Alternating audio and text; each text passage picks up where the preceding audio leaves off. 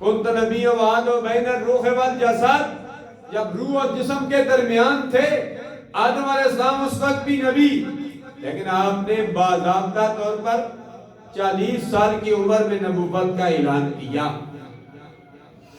اور 40 سالہ بیوہ عورت ام المومنین حضرت خدیجہ الکبریٰ رضی اللہ تعالی عنہا سے 25 سال کی عمر میں نکاح کیا۔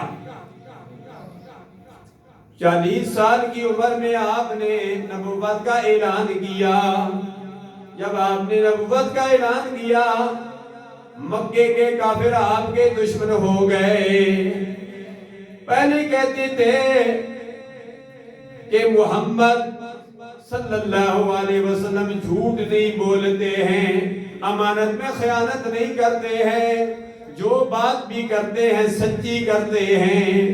جب سے اللہ کے پیارے حبیب نے نبوت کا اعلان کیا، اللہ کے پیارے حبیب کو جادوگر کہنے لگ گئے۔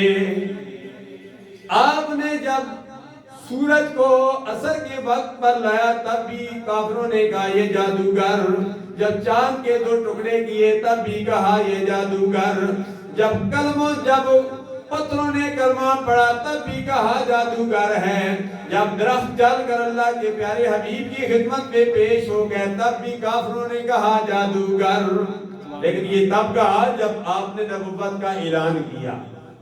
آپ نے بات تو سچی کی، لیکن سچی بات کڑوی ہوتی ہے، سچی بات ہر کوئی ہضم نہیں کرتا۔ پہلے ابو جہل بھی ہضم کر رہا تھا، کہتا تھا کہ محمد اگر کہنے